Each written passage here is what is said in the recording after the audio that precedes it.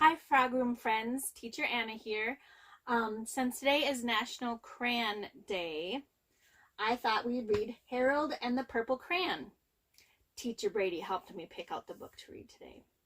And I have a special shout out to our new Frog Room friend, Hazel. Welcome to the Frog Room. I hope all of our Frog Room friends on Facebook will give you a shout out and say hi and introduce themselves to you. But here we go. This is the front of my book. This is the back of my book. And this is called the spine. Harold and the Purple Crayon by Crockett Johnson. What does the author do again? That's right. The author writes the words. The author writes the words. Hi-ho the dairy-o. The author writes the words. Harold and the Purple Crayon by Crockett Johnson. One evening, after thinking it over for some time, Harold decided to go for a walk in the moonlight. There wasn't any moon, and Harold needed a moon for a walk in the moonlight. Makes sense. And he needed something to walk on. He made a long, straight path so he wouldn't get lost. And he set off on his walk, taking his big purple crayon with him.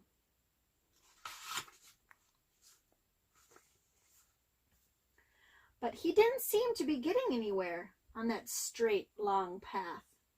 So he left the path for a short cut across a field, and the moon went with him.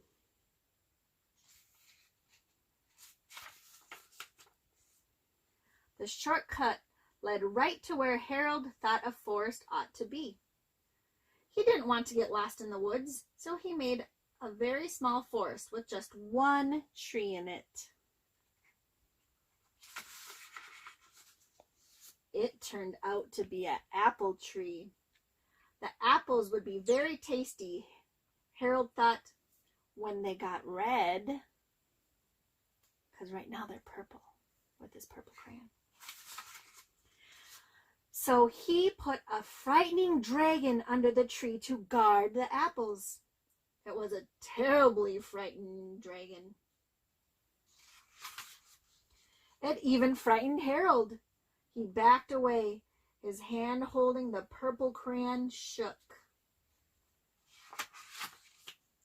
Suddenly, he realized what was happening.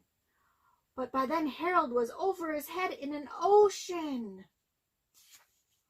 All those bumps made water in the ocean. He came up thinking fast, and in no time he was climbing aboard a trim little boat. He quickly set sail, and the moon sailed along with him. Good quick thinking, Harold. After he had sailed long enough, Harold made land without much trouble. He stepped ashore on the beach, wondering where he was. The sandy beach reminded Harold of picnics, and he thought of picnics made him hungry. So he laid out a nice, simple picnic lunch.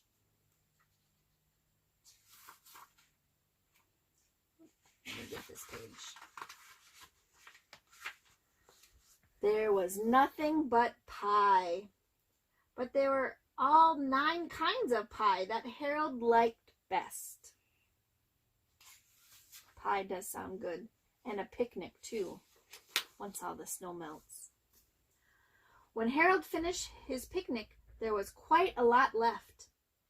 He hated to see so much delicious pie go to waste. So Harold left a very hungry moose and deserving porcupine to finish it up.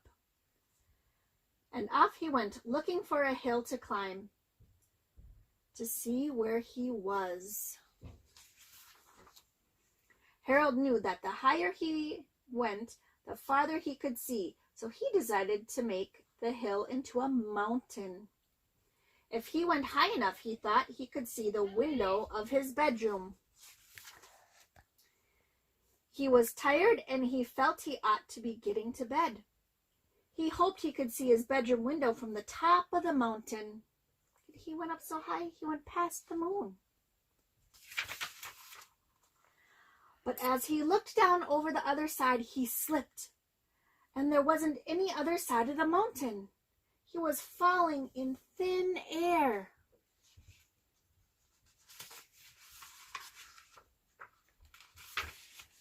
But luckily, he kept his wits and his purple crayon. He made a balloon and he grabbed onto it. That was good fast thinking, Harold. And he made a basket under the balloon, big enough to stand in. He had a fine view from the balloon, but he couldn't see his window. He couldn't even see a house. So he made a house with windows, and he landed the balloon on the grass in the front yard. None of the windows was his window. He tried to think where his window ought to be. He made some more windows. He made a big building full of windows. He made lots of buildings full of windows. He made a whole city full of windows. That was hard work, Harold. But none of the windows was his window. He couldn't think where it might be. He decided to ask a policeman. The policeman pointed the way Harold was going anyways, but Harold thanked him. Good thinking, Harold. Policemen are always there to help. And he walked along with the moon, wishing he was in his room and in bed. Then suddenly Harold remembered.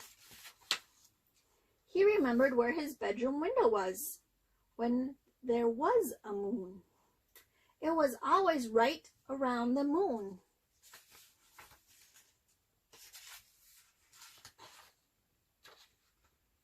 Another sticky page. There we go. And then Harold made his bed. He got in it and he drew up the covers. The purple crayon dropped on the floor and Harold dropped off to sleep. The end. Harold had a very busy day.